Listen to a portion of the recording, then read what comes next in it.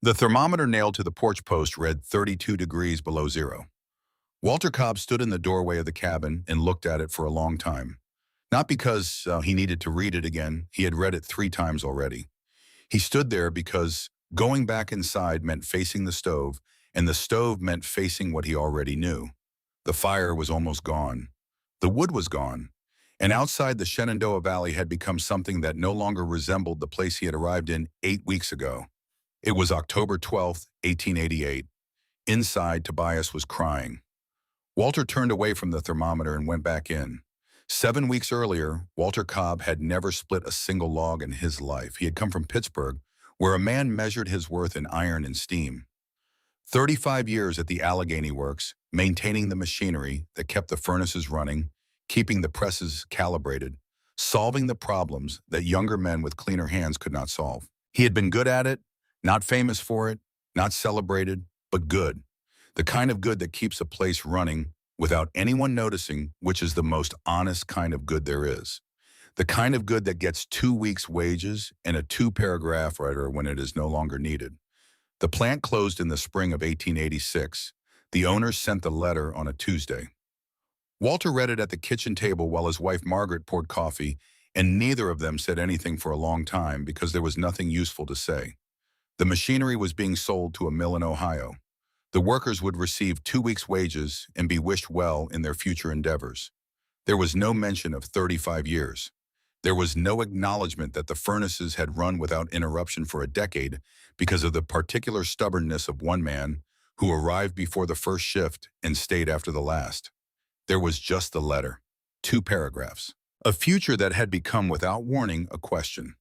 Margaret died in April of 1888. Hart, the doctor, said, as though that explained anything about a woman who had been alive and capable and fully present one morning and was simply gone by afternoon.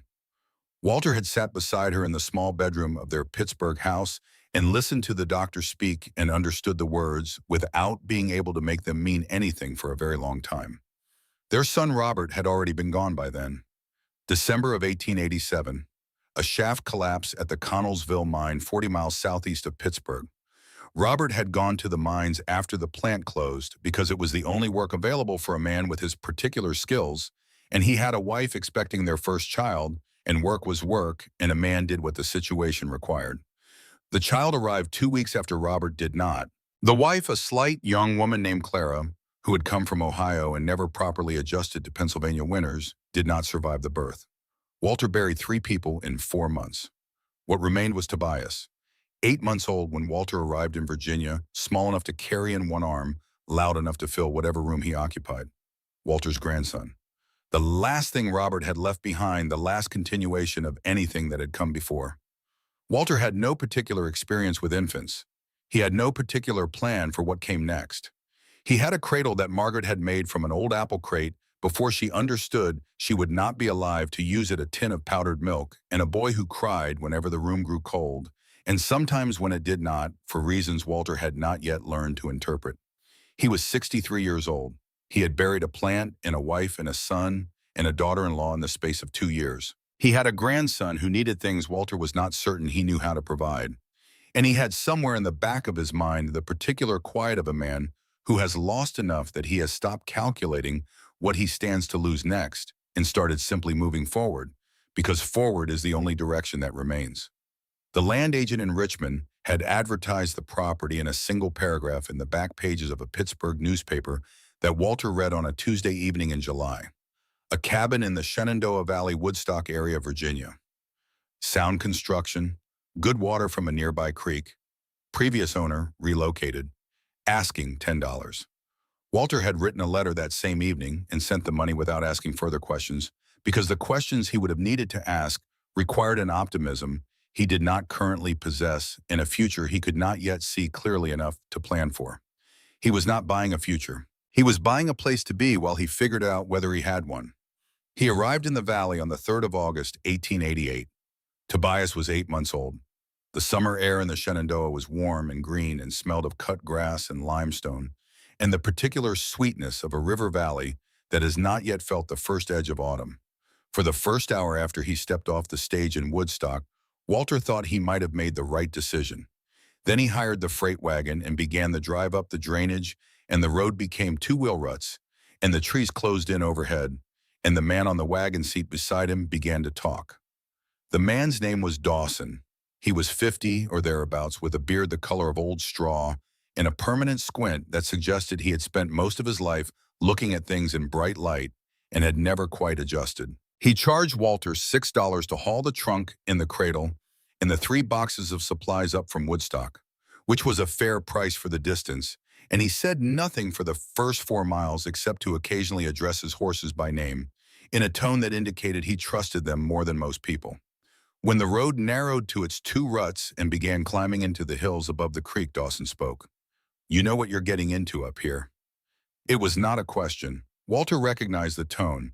He had used that tone himself many times at the plant when younger workers arrived with ideas that did not account for the way things actually worked, the reality of iron and heat, and the particular stubbornness of machinery that had been doing the same job for 20 years and had no interest in being improved upon. "I know I have a cabin," Walter said. "You have a cabin in August," Dawson said. "In January, you have a different proposition entirely." He guided the horses around a washout in the road without looking at them, the way a man navigates around obstacles he has navigated around 1,000 times. Previous owner never wintered there, fellow named Eli Voss, Vermont man, kept entirely to himself. Used the place summers and on Sundays slept in the mill bunkhouse from November through March. Spent his Sundays up at the cabin doing something nobody could ever figure out. A lot of hammering, they said. A lot of coming and going with sacks of material from the mill yard. What happened to him? Dawson was quiet for a moment in the way of a man choosing between several true things and selecting the one that is least likely to cause difficulties. Spring came and he wasn't at the mill anymore. Didn't show for the first Monday of the season. Nobody went looking right away because he was the kind of man people didn't look for. Kept himself to himself his whole life, and when he stopped appearing, people figured he'd gone back to Vermont or found work elsewhere. He paused. Left everything behind, though. Didn't take a single thing from the cabin that anyone could tell. The cabin appeared through the trees in the late afternoon light. 16 feet by 18 feet, built from hand-hewn chestnut logs chinked with clay that had dried and cracked in place, with a sleeping loft accessible by wooden pegs driven into the wall beside the stove. A cast-iron box stove that had seen considerable use, a rope bed frame with no mattress, 3 tin plates on a shelf above the stove, a porch facing south with a thermometer nailed to the post beside the door. The wood pile beside the cabin was empty, not depleted as in burned down over the course of a season and not yet restocked. Empty as in never stocked to begin with. A rectangle of bare packed dirt where firewood should have been stacked, marked at the corners by the weathered remains of log supports, surrounded by chips and bark fragments, and the general debris of wood that had been split and moved elsewhere. Tobias began to cry. Walter stood in the doorway of the cabin with the boy against his chest and looked at the empty space where the wood should have been and felt the mathematics of his situation move through him the way cold water moves, filling everything, finding every gap. He had $43 remaining after the purchase price and the freight and the supplies. He had an 8-month-old child who could not regulate his own temperature. He had never spent a winter anywhere that did not have a furnace or a proper fireplace and an adequate supply of fuel laid in before October. He had never cut firewood in his life. Dawson had climbed back onto his wagon seat and was gathering the reins with the practiced movements of a man who has delivered his cargo and has other places to be. "You need 4 cords minimum for a Shenandoah winter," he said. 5 is the safer number if you have it. Mill and Woodstock sells slabs at reasonable prices, but you have to haul them yourself, and the road up this drainage is not suited to heavy loads after the first hard rain. Season them 6 months before they burn with any efficiency. He looked at the empty wood pile with an expression that suggested he had seen this situation before and knew how it ended. "It's August. 4 cords delivered," Walter said. "What does that cost?" $3 a cord if you can find someone willing to make the drive up here. More likely 4 given the road. Dawson looked at him steadily with the particular look of a man who is about to say something he has already decided to say, regardless of how it is received. "Mr. Cobb, I've lived in this valley for 22 years. I have seen men who knew what they were doing come up short in a hard winter. I don't say this to discourage you. I say it because you have a child and because I believe in telling people the truth when the truth might be useful to them. He did not finish the sentence. He clicked his tongue and the horses leaned into their collars and the wagon moved back down the drainage, the sound of the wheels fading into the early evening. Walter Cobb stood alone at the end of a road that was barely a road with an empty woodpile and a crying infant in winter 10 weeks away, and he looked at the rectangle of bare dirt where the fuel should have been and thought about what he had and what he did not have and what the difference between those two things meant for the months ahead. He went inside. He built a small fire from kindling he found in a box beside the stove. He heated milk for Tobias and held the boy while he ate, and then held him while he slept, sitting in the chair that Eli Voss had built from chestnut scraps and left behind without explanation. And he looked at the walls of the cabin and the loft above, and the thermometer through the window, and began in the methodical way of a man who had spent 35 years solving problems that did not have obvious solutions to think. He spent the first week gathering deadfall. Every morning before the dew had lifted, he wrapped Tobias in a wool blanket, laid him in the center of the rope bed, where he could not roll to the edges, and walked into the forest with a canvas sack across his shoulder. Deadfall meant branches already on the ground dry enough to carry some heat value small enough that a man who had never swung an axe could break them and carry them without injury. He found plenty of it within a quarter-mile of the cabin, the forest floor deep with the accumulation of season's branches brought down by wind and ice and the slow work of rot. He worked until the sack was full, carried it back, stacked the branches beside the door, and went back for another load. By the end of the first week, the pile reached his knees. By the second week, it reached his waist. He knew it was not enough. He had enough understanding of basic heat requirements to know that what he was building would last perhaps 2 weeks in serious cold, perhaps 3 in a mild stretch. It was not a solution, but it grew, and growing felt like progress. And progress of any kind was the only currency available to him, so he gathered deadfall every morning and stacked it beside the door and told himself he was doing something useful while he figured out what else to do. His nearest neighbor lived 2 miles down the drainage where Tin-Up Creek bent around a limestone outcrop and widened toward a larger stream. Her name was Cordelia Pruitt. She was 68 years old, Kentucky-born, a widow who had come to the Shenandoah Valley with her husband Everett 30 years ago, when the valley was still being settled by people willing to trade convenience for land and space and the particular freedom of being far enough from other people that their opinions became irrelevant. Everett was still alive at 71, a large, quiet man who expressed most of his feelings through the quality of his woodwork and the particular care with which he maintained his tools, and who had survived 3 decades in the valley by being the kind of man who noticed what needed doing and did it without requiring discussion. Cordelia walked up to the cabin in the second week of September unannounced, carrying a smoked ham wrapped in burlap and a loaf of bread still warm from the morning's baking. "From Everett," she said, handing both across. "He worries about people up here alone." Walter invited her in for coffee. He had no coffee. He boiled water with dried mint leaves he had found growing along the creek bank, and they sat across from each other at the small table that Eli Voss had built and left behind. And Cordelia looked at the cabin with the systematic attention of a woman who has assessed a great many houses and structures over a long life and knows what to look for. She looked at the gaps in the chinking between the chestnut logs. She looked at the stove, sizing it against the square footage of the room. She looked at the loft above its darkness and the wooden pegs and the small gable window covered in oiled paper. She looked at the wood pile through the door, which she had left open behind her, and she looked at it for a long moment with an expression that told Walter she was doing the same arithmetic he had been doing all week. "I met the previous owner once," she said, turning back to her cup. "Voss, strange man. Not unfriendly exactly, but closed in a way that wasn't natural quietness, more like a door that's been locked from the inside and the person inside has decided that's where they'll stay. Worked the mill 6 days a week for 20 years. Came up here every Sunday without exception. Some people said he was building something in that loft. Some said he'd simply gone peculiar from too many years alone." She paused. "Nobody ever went in to find out because he made it sufficiently clear he didn't welcome visitors." "What do you think he was doing?" Walter asked. Cordelia looked at him with the eyes of a woman who had stopped pretending a long time ago, who had looked at enough of life clearly and directly that she had lost the habit of softening what she saw. "I think a man who spends 20 years on something in complete silence either has a very good reason or no reason at all. Whether Eli Voss had a good reason, I couldn't tell you. She set down her cup. Mr. Cobb, I need to say something to you that you won't want to hear, and I'm going to say it because I believe in being direct with people, Bull, when directness might save their lives. Walter waited. I have survived 12 Shenandoah winters. My husband has survived 12 beside me.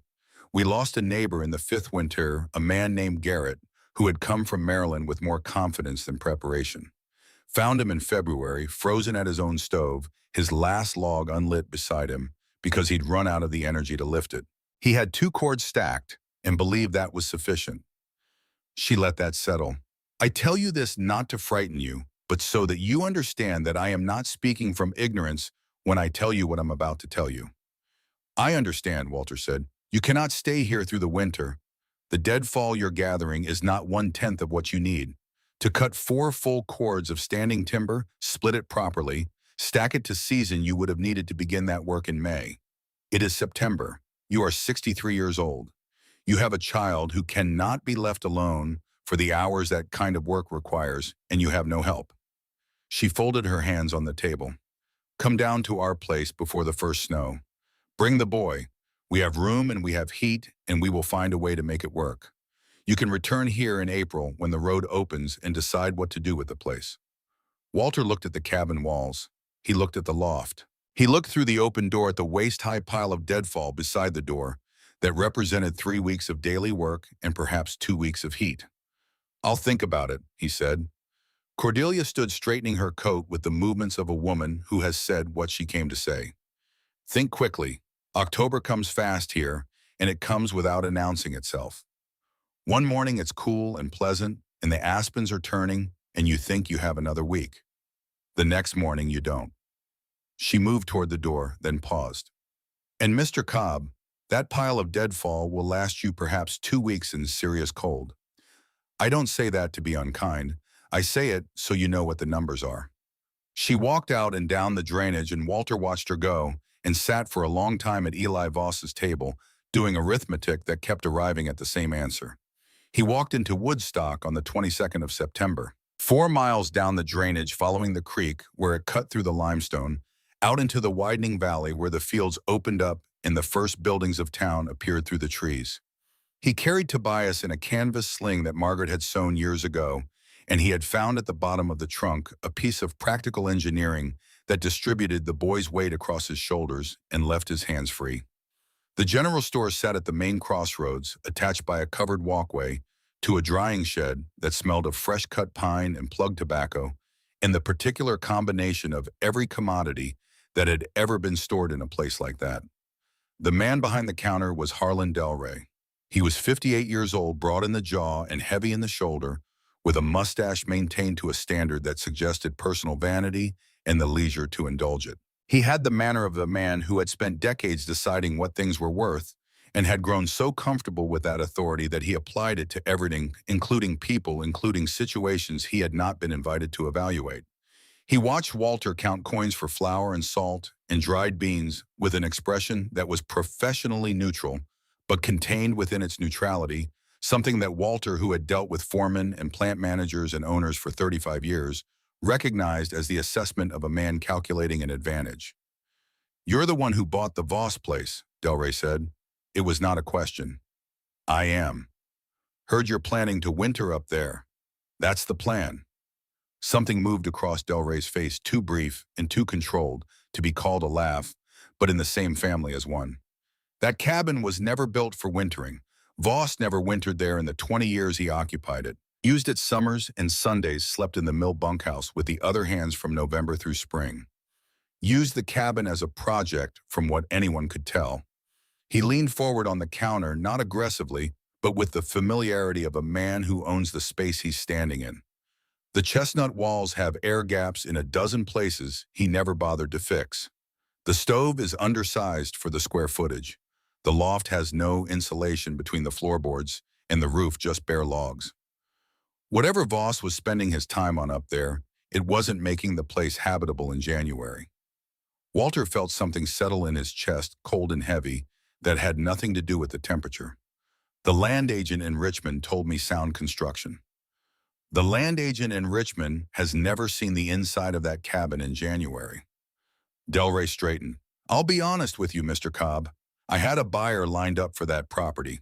A cattleman from Harrisonburg named Bevins who wanted the grazing land along the creek. He was prepared to offer $60 for the claim. $60, which is what that land is worth to someone who knows the valley and knows what it can carry. He paused. Then you came along and paid $10 to a man in Richmond who apparently didn't know what he was selling. He said it without particular cruelty, as arithmetic, as the statement of a fact about the world that he found mildly inconvenient but did not feel responsible for. Firewood, Walter said. Sure. Mill slabs delivered. What does that cost, and when can it be arranged? $4 a cord delivered up that drainage given the condition of the road. But I'll be straight with you on the availability. Delray's voice dropped slightly, not to indicate confidence, but to indicate the seriousness of what he was conveying. I have orders committed through December for everything the mill can produce between now and then. I cannot promise you delivery before the new year, and by the new year, he did not finish the sentence. He did not need to. There's a widow in Luray named Bassett who runs a good boarding house, Delray said. Takes in families reasonable rates, warm and well supplied. You could sell the claim back to the Richmond agent. Take a loss, certainly, but a loss you'd be alive to recover from. Walter gathered his flour and his salt and his dried beans. He looked at Delray for a moment at the calculation behind the man's eyes, the small satisfaction of someone who has delivered news they knew was coming and knows it serves their interests. I'll consider my options, Walter said. He walked out into the September afternoon and the 4 miles back up the drainage, and Harlan Delray's arithmetic followed him the whole way, adding itself to Cordelia's arithmetic and Dawson's arithmetic, and all of them arriving at the same sum. 4 cords needed, none available before January. 10 weeks until the cold came serious. $43 for everything. A child who could not survive a week in an unheated cabin. He did not have a solution. But there was one place he had not yet looked. On the 28th of September, he climbed into the loft for the first time. Tobias was sleeping in the rope bed, having eaten well at the midday feeding and settled into the deep boneless sleep of a well-fed infant.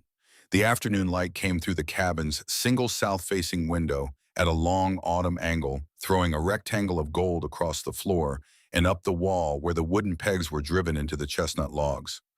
Walter looked at the pegs. He had been looking at them for weeks without climbing them, because there was always something more immediately pressing, because the loft had seemed empty from the glimpse he had gotten through the hatch, because Tobias demanded attention in the hours when climbing seemed possible. He tested the lowest peg with his boot. It held. He tested it with his full weight. It held without flexing the peg, driven deep into old chestnut that had dried and hardened over years to something close to iron. He tested the second peg. The third. He climbed. The loft was dark. The peaked roof came to perhaps 6 feet at the center ridge, sloping down to where it met the wall plates at roughly 2 feet on each side.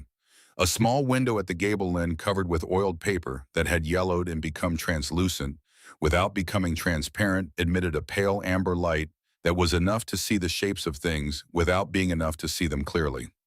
Walter pulled himself through the hatch and onto the loft floor and waited for his eyes to find what the light had to give. What he saw did not make sense. The loft was not empty.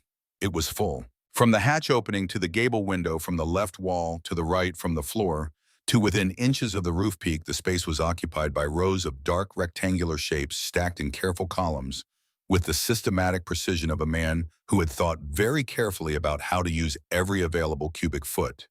The shapes were uniform. The spacing between rows was uniform. The stacks were all the same height, governed by the slope of the roof, each one rising exactly as high as the roof line allowed at that point, and no higher. It was the work of someone with a system, someone who had been doing this for long enough that the system had become second nature. Walter crawled forward on his hands and knees and touched the nearest one. Dense, heavier than it looked. The surface was slightly rough, slightly tacky, the tackiness of material that had once been liquid and had hardened without becoming smooth. He pressed his thumb into the surface. It compressed slightly and held the way dense packed material holds, not like wood, not like clay, but something between them. He lifted it, 3 pounds, perhaps a little more. He turned it in the amber light from the gable window. The smell hit him before the visual recognition came. Sharp and resinous and deeply familiar from years of working near pine, the smell of the hearts of trees of fresh cuts on a hot summer day when the sap ran and the air around the mill was thick with it. Pine pitch. He carried it down the ladder and stood at the south window in full afternoon light and looked at it properly. It was a brick, a rectangle roughly the size and shape of a loaf of bread made of material that looked like compressed sawdust and felt like dense stone. The surface was matte and slightly irregular, formed in a mold but not polished, the marks of the pressing still visible in the flat faces. The smell of pine resin was strong and specific. Not the surface smell of fresh lumber, but the deeper smell of pitch that had been heated and worked, the smell of the turpentine and resin at the core of old pine. He set it on the table and went back up. He moved along the rows of the loft in the dim light, counting systematically, noting the dimensions of each stack, doing the arithmetic as he went. 5 rows running the length of the space, 3 rows deep.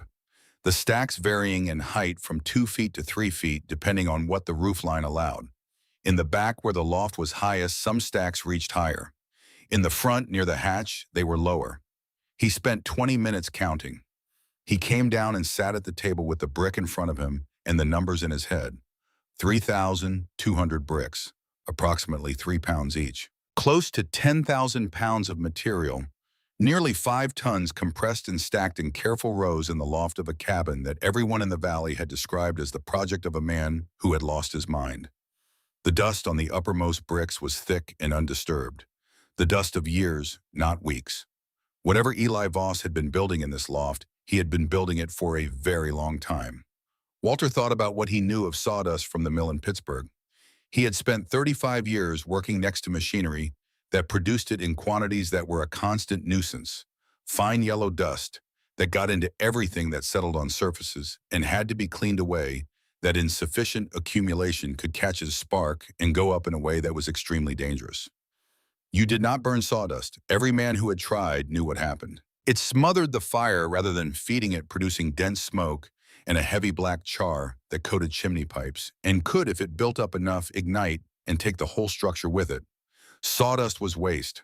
The mills burned it in burners or dumped it in rivers because there was no better use for it. But this was not loose sawdust.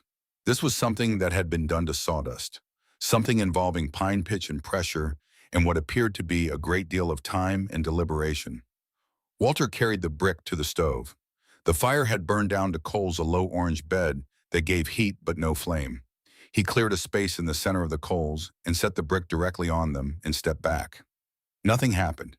He stood and watched the bricks sit on the coals, indifferent and unchanged, and felt the particular combination of hope and foolishness of a man who has allowed himself to believe in something that is not going to work.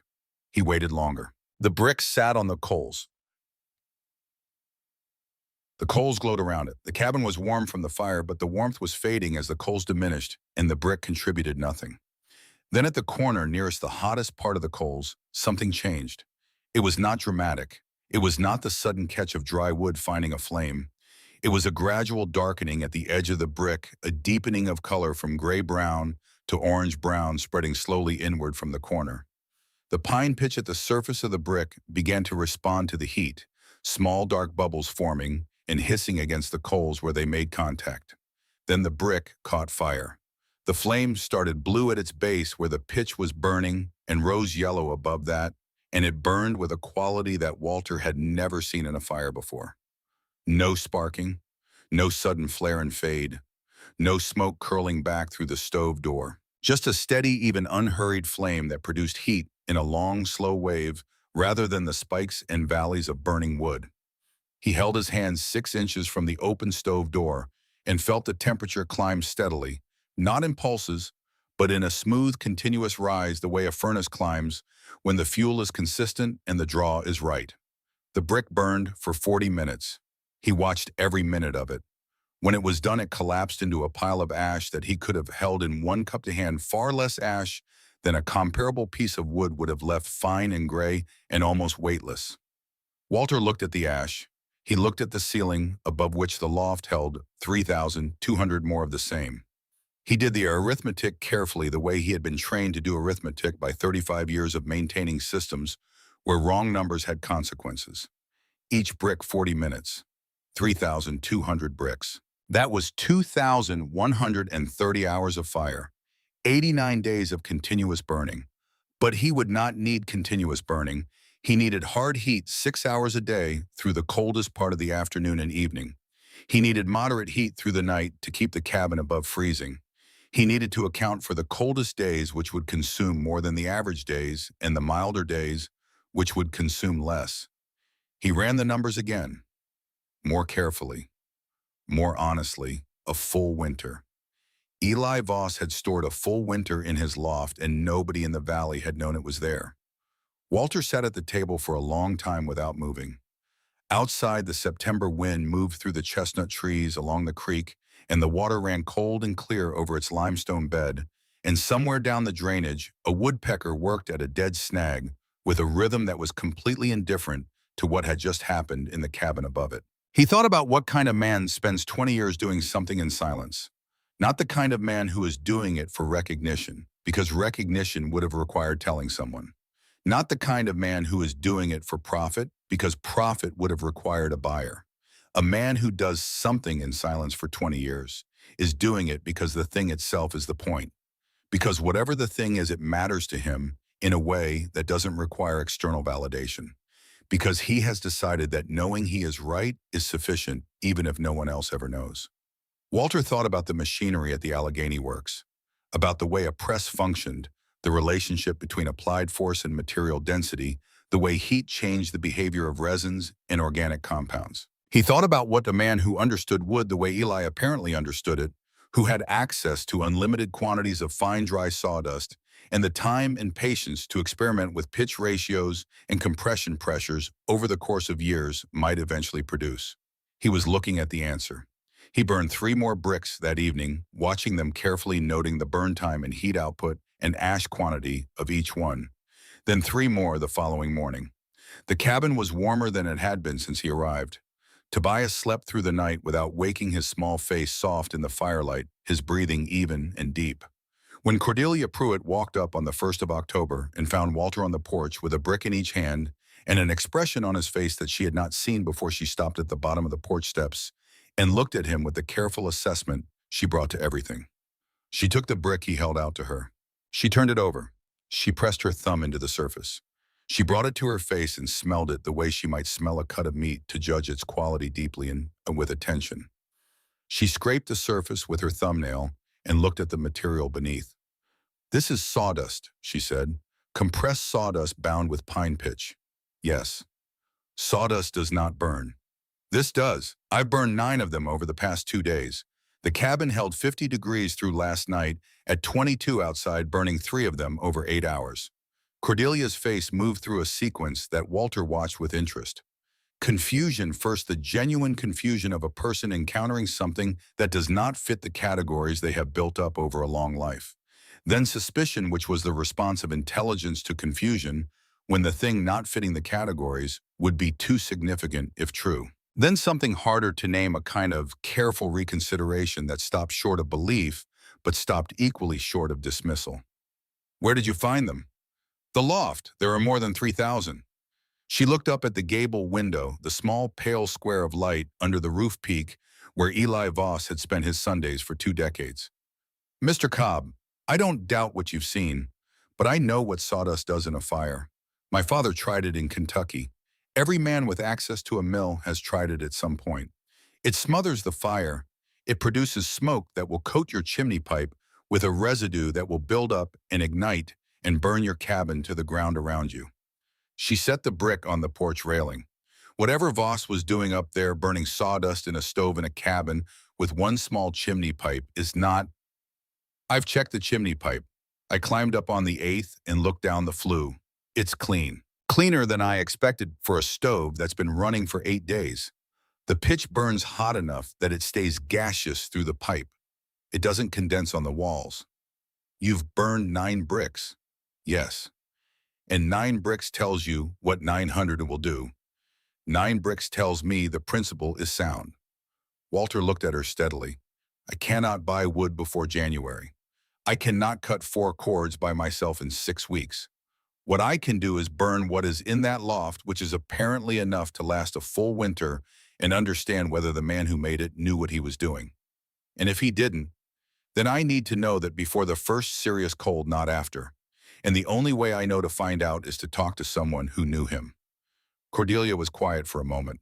She was looking at him with the expression of a person who has decided that the argument is not going to be won and is recalculating accordingly. There's a woman at the Luray mill, she said finally. Dottie Hale? She's been there longer than anyone since before Voss came to this valley. If anyone understood what he was working on, it would be her. She paused. Luray is 10 miles and the road is rough, and you would need to leave Tobias. I'll leave him with you if you'll take him.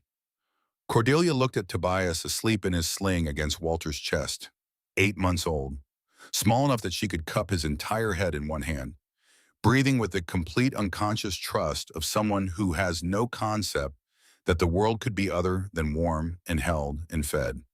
She nodded once. Come down before first light tomorrow, she said. I'll have Everett make porridge. She turned toward the tree line, then stopped. Mr. Cobb, if you burn those things and the chimney catches, I cannot be responsible for what follows. I have warned you clearly and offered you a safe alternative. You have, Walter said. I understand. No. She walked into the trees without looking back. Not yet. He stood on the porch after her footsteps faded with the cold October air against his face and the thermometer reading 31 degrees and the loft full of 3,000 bricks waiting in their rows in the dark above his head. And he thought about a man from Vermont who had spent 20 years on something nobody understood, and he thought about whether a man like that could be trusted, and he thought about whether trust was really the question when the alternative was freezing. He went inside and fed 3 more bricks to the stove and sat at the table while the fire burned steady and clean, and outside October moved through the Shenandoah Valley like something very large and very patient that had been waiting for a long time and was no longer willing to wait. The road to Luray was not a road so much as a proposal. 10 miles south along the floor of the Shenandoah Valley, following the river, where it bent between limestone ridges that had been carved over thousands of years into shapes that suggested patience more than anything else. The road followed the river because the river had already done the work of finding the easiest path through the terrain, and any road builder with sense used what the river had learned. The surface was packed limestone gravel, where the county had maintained it, and packed mud where it had not, and in October the mud sections had hardened into a corrugated surface that was unpleasant to walk on, but at least did not pull at the boots the way the same sections would in spring. Walter left before dawn. He had left Tobias the previous evening with Cordelia Pruitt, who had taken the boy with the matter-of-fact competence of a woman who had raised her own children and knew what infants required and did not require ceremony around providing it. Everett had nodded from his chair by the fire in the way that Everett expressed most things, which was to say without words and with complete clarity. The cold that morning was serious. 24 degrees when Walter left the Pruitt cabin, the frost heavy on the grass along the creek, every surface that had held moisture the night before, now rigid and white in the pre-dawn dark. His breath moved ahead of him in the darkness like a companion. He walked with his hands in his coat pockets, and one of Eli Voss's bricks in the right pocket, heavy and faintly warm from the cabin. He had not decided to bring the brick. He had picked it up from the table as he left and put it in his pocket without thinking about it consciously, the way a man picks up evidence before going to make an argument. He reached Luray as the sun cleared the eastern ridge. The mill announced itself a quarter-mile before it came into view. The sound, first the high periodic shriek of a steam-powered circular saw blade, engaging a log cycling every few seconds with the mechanical patience of something that does not tire. Then the smell of fresh-cut timber and heated resin, and the sweet decay-adjacent smell of large quantities of sawdust warming in the morning air. Then 3 columns of smoke rising from the mill yard, 1 from the boiler stack, and 2 from burning piles, and then the mill itself as Walter came around the last bend. It was considerably larger than he had expected. 3 main buildings along the river, the largest running the full length of the operation, housing the primary saw, and the planing equipment and the drying racks for green lumber. A yard extending across what must have been 2 acres stacked with lumber in careful dimensioned rows the end grain of each board painted white against weather. Workers moving between the stacks in the early morning, cold, their breath marking the air, moving with the unhurried efficiency of men who have done the same work in the same place for years and have calibrated their effort accordingly. And beside the lumber yard running the full south length of the property and continuing beyond it, rising to twice the height of the lumber stacks, the mountains of sawdust. Walter stopped at the gate and looked at them. They extended 200 feet or more along the property line, these mounds of pale yellow and cream and light brown material, varying in color based on the species and age of the wood that had produced them. They steamed faintly in the cool morning air, not from heat, but from the slow decomposition at their cores, the biology of organic material, doing what organic material does when accumulated in quantity. Workers with long-handled shovels were loading some of it into wagons, presumably for disposal somewhere. Others were running wheelbarrows to the riverbank, where the material cascaded off a wooden discharge platform into the current and drifted downstream in slow pale islands. At the far end of the yard, a wigwam burner worked continuously. The conical iron structure was perhaps 20 feet high, venting a steady column of gray smoke from its open top, consuming sawdust that was too fine or too wet or simply too abundant for the other disposal methods to handle. It had clearly been burning for a long time. The ground around its base was scorched in a wide circle. The smoke it produced had the character of something that had been burning without interruption for years and intended to continue indefinitely. They were burning it and dumping it in the river because there was simply too much of it. The material that Eli Voss had spent 20 years carrying home in sacks, carrying with such commitment and over such a period of time that it had accumulated to 3,000 bricks in the loft of his cabin, this material was being destroyed here at a rate that would have rendered 20 years of his collection irrelevant within a season. Walter stood at the gate for a moment longer, looking at the mountains of waste, and felt something shift in his understanding of what he was looking at in the loft. Not just a quantity of unusual fuel. Evidence of a vision, the ability to look at something that an entire industry had classified as a problem to be disposed of and see instead a resource to be used. 20 years of Sundays to prove it. He found the bunkhouse behind the main building and asked for Dottie Hale. A young worker shoveling sawdust from a pile near the mill door looked up without particular interest. "Lunch break," he said. "She eats by the river, south end of the yard." He found her on a fallen sycamore trunk near the water's edge, a tin lunch pail open beside her, watching the river move sawdust downstream with the particular expression of someone who has watched the same view for many years and has stopped needing to think about it to appreciate it. Dottie Hale was 64 years old and presented herself with the complete lack of performance of a person who had spent 40 years doing work that was real and physically demanding and who had no patience remaining for anything that was not. Her hair was gray and pulled back without decoration.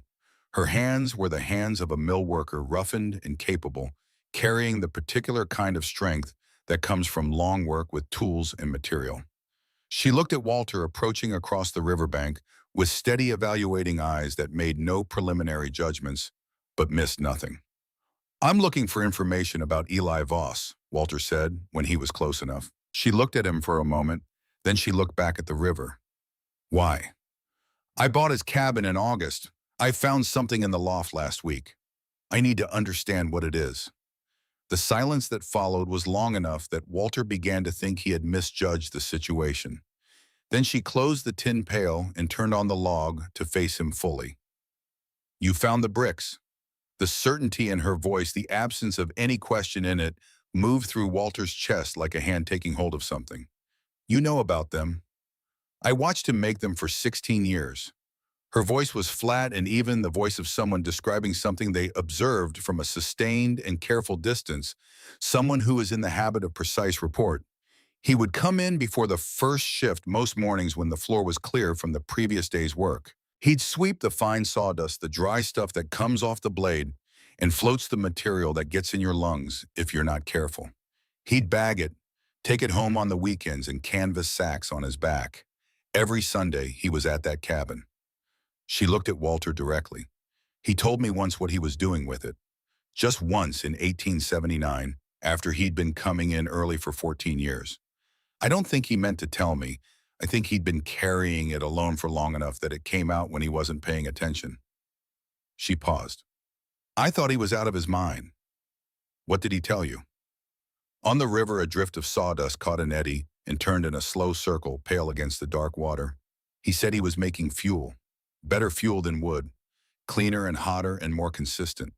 He had a press he'd built himself in the cabin, a lever mechanism adapted from a cheese press, but scaled up with iron molds he'd made from scrap at the mill. He'd mix the dry sawdust with pine pitch, the kind you scrape from old stumps and cut timber throughout the valley, and he'd heat the pitch until it was workable and fold it into the sawdust and press the mixture into the molds under as much pressure as he could generate with the lever. The heat and the pressure together made the sawdust bind, made it dense enough to change the way it burned. Walter reached into his coat pocket and brought out the brick. Dottie looked at it without reaching for it. "Does it work?" Walter said. "I never burned one. He never showed me one burning, and I never asked to see because at the time I assumed he was mistaken about what he had." She reached over and took the brick from Walter's hand, turned it once, set it on the log beside her. "But I'll tell you what I know about Eli Voss at no charge." She looked at the wigwam burner at the far end of the yard, smoke rising patient and permanent. He was not a man who spent 16 years on something that did not work. She paused, and Walter waited because the pause had the quality of a woman reaching the point she had been working toward. Eli came to this mill in 1865 when the war ended and the valley was starting to rebuild. He was from Vermont, where his family had worked wood for 3 generations. He was 47 years old when he arrived here, and he was already the quietest man I'd ever encountered. Not shy quiet, but decided quiet, a man who had made a choice to speak only when speech was necessary and to use the rest of his attention for other things. She looked at the river. He started experimenting with the sawdust that first year. Small batches at first, testing the ratios. How much pitch to how much sawdust at what temperatures, under what pressures. He worked on it the way a craftsman works on a joint, over and over, each iteration a small improvement on the one before, without ego and without shortcuts. By 1872, he knew it worked. Walter listened. In the spring of that year, he came to the mill owner, a man named Carver, who ran this operation, and 3 others in the valley. Eli brought 3 bricks, laid them on Carver's desk, explained the process and what the bricks would do. He proposed a partnership. The mill had the sawdust in unlimited quantities. Eli had the method. Together, they could produce fuel that would heat every home in the valley for a fraction of what wood cost. She stopped. "What happened?" Walter said. Carver was a practical man who understood the value of things. He took the bricks. He gave them to his mill foreman and told him to reproduce the process. Dottie's voice was precise and flat, without judgment in it, which somehow made what she was saying worse. The foreman wasn't told the ratios. He wasn't told the temperature requirements or the specific characteristics of the pitch Eli had spent 7 years selecting and testing.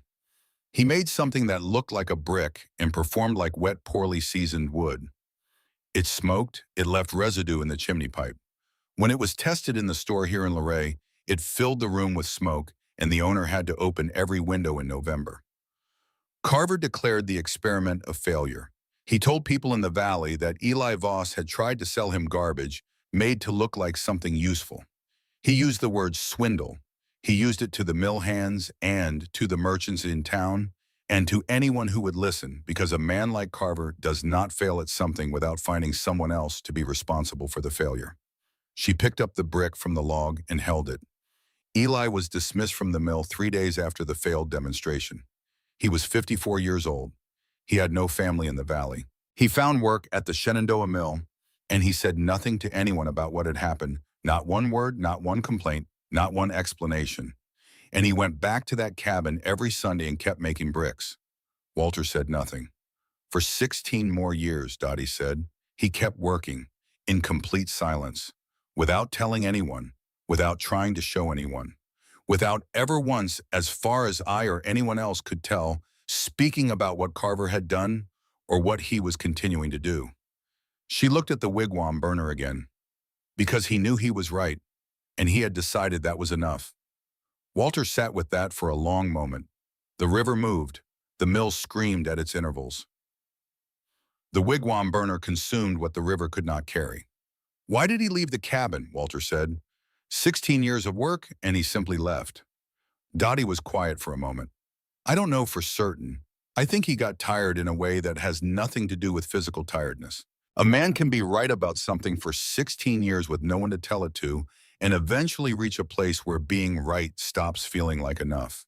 She stood picking up her lunch pail, or maybe he felt his health failing and he decided the cabin was where he wanted to go. She paused. Last spring, he simply stopped coming to the mill. Didn't come in Monday of the first week of April and wasn't in the bunkhouse. Nobody went looking right away because that was who he was, a man you didn't check on. It was weeks before I asked after him seriously. She looked at Walter. I asked around. Nobody knew where he'd gone. Nobody knew whether he was alive. I still don't know. She looked at Walter steadily. You're the widower who bought his cabin, with the infant. Yes. Then you're going to need those bricks to work. She tucked the lunch pail under her arm. I think they will. I think Eli Voss spent 16 years making absolutely certain they would, because the alternative was admitting that Carver had been right, and I don't believe Eli Voss was capable of that.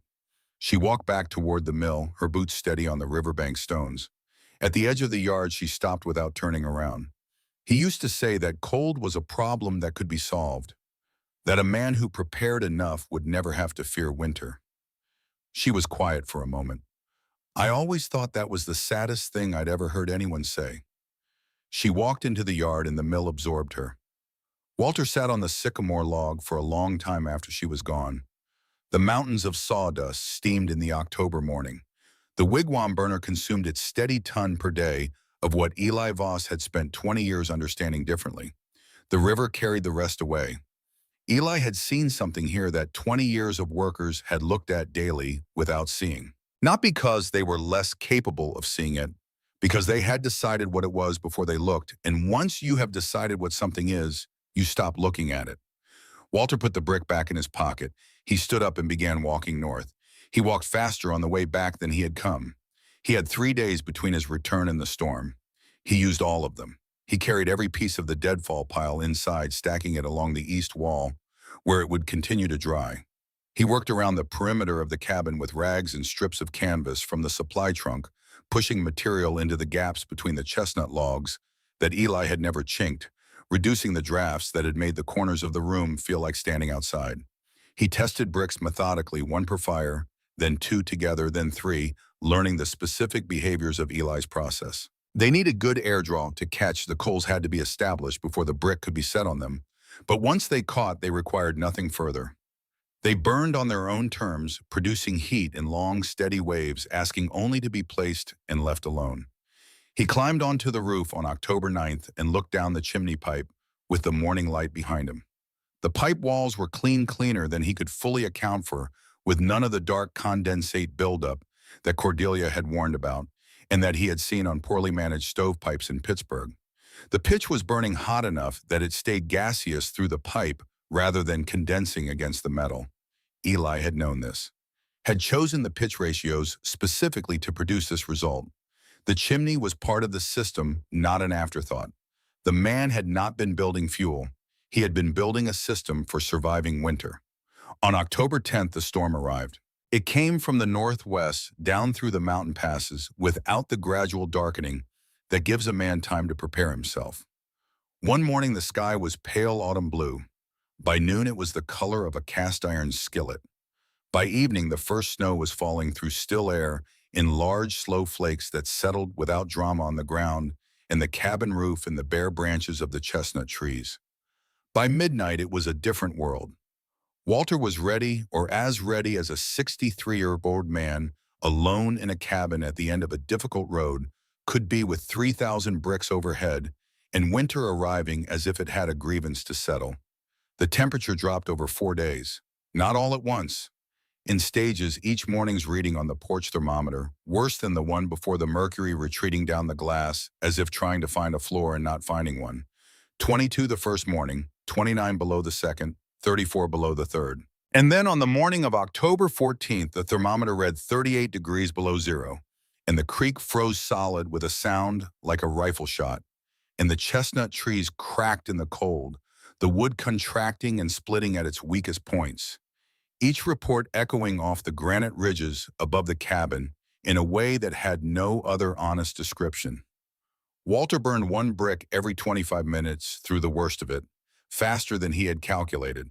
He had planned on one every 40 minutes, which was the rate the bricks burned at 20 below, which was the temperature he had been using as his planning baseline.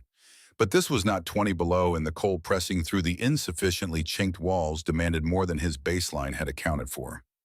He adjusted without drama the way a machinist adjusts when the machine is running harder than the spec sheets predicted. You do not argue with the machine.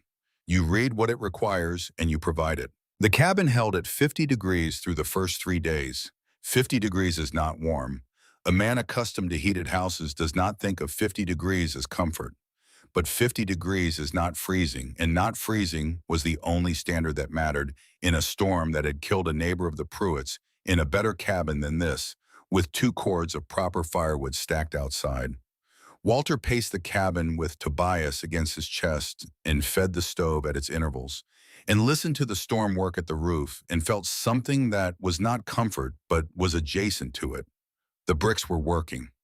Then on the morning of the 4th day, Tobias stopped eating. Walter noticed it at the 6 o'clock feeding. The boy turned his face from the bottle, fussing without the full commitment of real hunger, his small face carrying an expression that was something beyond discomfort, but not yet arrived at pain. Walter checked his forehead with the back of his hand the way he had seen Margaret do it when Robert was small. Warm. By noon, warm had become something that had its own clear meaning. Tobias burned with fever, the way infants burn completely, and without reserve, their small bodies committing entirely to the work of fighting whatever internal enemy had declared itself. His cheeks were deeply flushed. His breathing had shortened and quickened. He cried with a thin quality that Walter had not heard from him before, a sound that carried effort in it, the sound of a body working very hard at something fundamental. Walter had raised Robert, and he was 63 years old, and he had seen enough of life to know what fever in an infant at 40 below zero in a cabin 4 miles from the nearest doctor meant. He had no medicine. He had goat milk that Cordelia had sent up 2 weeks ago, still good in the cold. He had water he could boil. He had the smoked ham that Everett had sent, and from which he could make a thin broth that Tobias could not yet eat, but that Walter himself could consume to keep his own strength for the work of keeping the fire and holding the boy through the night. He stripped Tobias to his cotton shift and bathed him with water that was cool but not cold, working carefully and methodically, trying to bring the fever down by the degree or two that might be the difference between the body managing on its own and the body not managing. Tobias screamed at the cloth, high and thin, his small body rigid with the shock of cool against hot skin. Walter wrapped him in a single blanket and held him close to the stove, caught in the arithmetic of 2 competing dangers with no clean path between them. Fever needed cooling, cold needed heat. He fed the stove.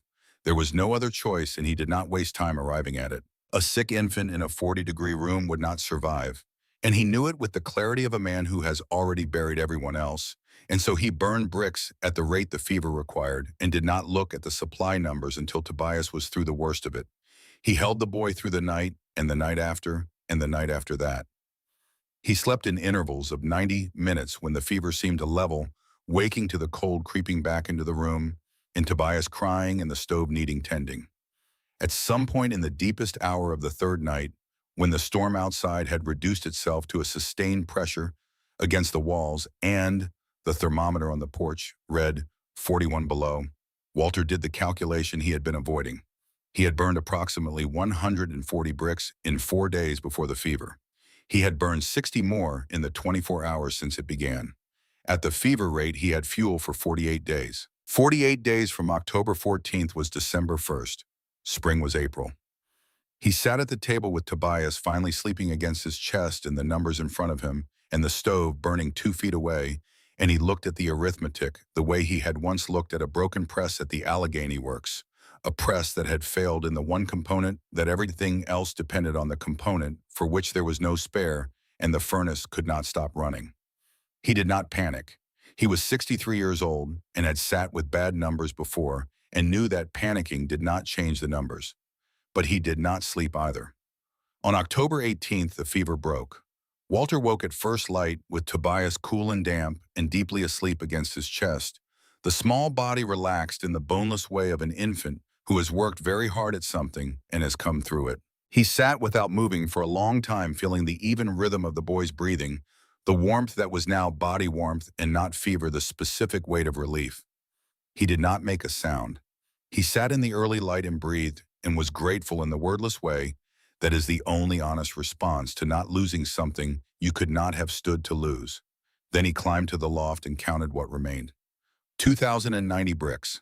He had burned more than 1,000 in 18 days, far beyond any projection he had made in September. The fever had cost him the equivalent of a month's conservative fuel. The extended cold had cost him another 2 weeks. The number on the page looked large until you divided it by the days remaining until April, and then it looked exactly as frightening as the situation was. He came down and sat at the table and tried to find a way through the arithmetic that he had not already tried. He was still sitting there when boots sounded on the porch. Cordelia Pruitt came in without knocking, which was the custom in the valley in serious cold, when leaving a man standing at his own door was an imposition. She was wrapped in wool with a canvas outer layer, her face red from the 2-mile walk, and her eyes went immediately to Tobias in the rope bed with the habit of a woman who checks on children before she checks on anything else. The boy was sick, Walter said. Fever, 4 days. Cordelia crossed the room and placed her hand on Tobias's forehead. Held it there for a moment, then straightened. He's through it.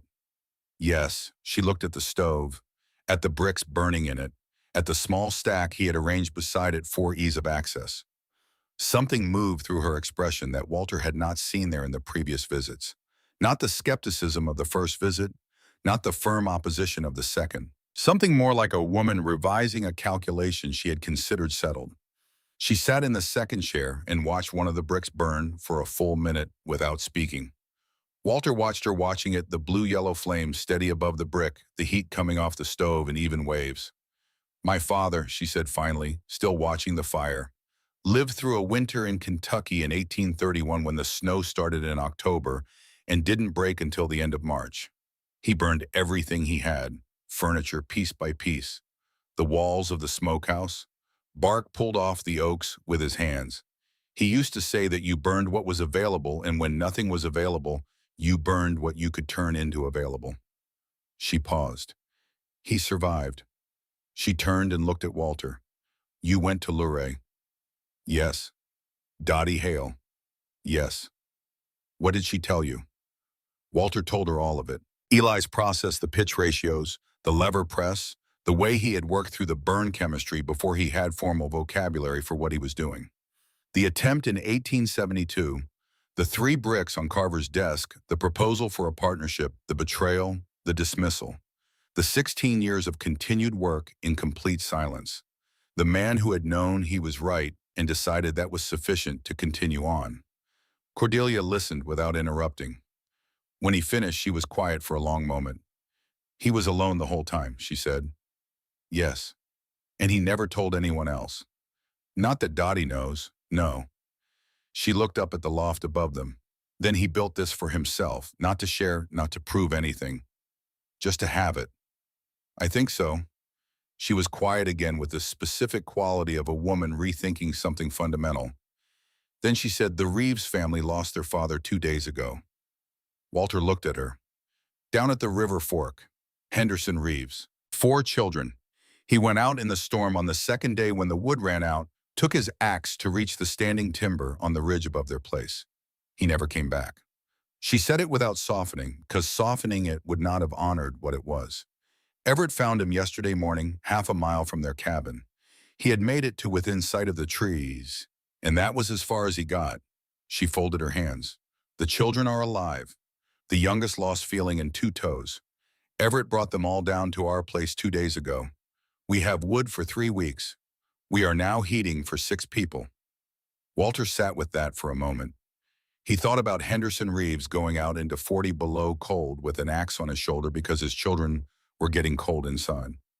He thought about what those 4 children knew about the world now that they had not known a week ago. He thought about 2,000 bricks. He thought about 3 weeks of wood for 6 people. He climbed the ladder. Cordelia watched from below as he began moving bricks to the edge of the loft floor and passing them down. Walter, 200, he said. You can carry 60 pounds in a canvas sack. 3 trips is enough. 60 bricks a trip. Walter, you need those. I've seen your numbers. The fever cost you 200 bricks is 10 days at your current rate for 6 people. You have children with frostbite and a family that lost his father this week. He passed down another stack without looking down. 10 days is the difference between enough and not enough for them. It may be the difference for you. I know the numbers. He passed down another brick. I've been sitting with the numbers all night. She caught the bricks and stacked them by the door, working with the efficiency of a woman who has been moving heavy things her entire life. When they had 200 stacked, she looked up at him on the ladder. Why, she said. Just the word, without challenge, without rhetoric. A genuine question about what she was seeing. Walter came down the ladder and looked at the stacked bricks and then at Cordelia Pruitt, 68 years old, who had walked 2 miles in the cold to tell him about a dead man and 4 children. And he thought about Eli Voss, who had made 3,000 bricks when he needed perhaps 500 and had never explained to anyone why. Maybe Eli had understood something about winters, that they are always longer than the plan, that the plan is always made in summer and the winter is always something else. Eli made more than he needed, Walter said. I think that was intentional. I don't know why exactly. Maybe he understood that a man alone cannot anticipate everything. Maybe he built surplus because he was thorough. Whatever his reason, he left enough for more than one person, and it seems wrong to keep all of it.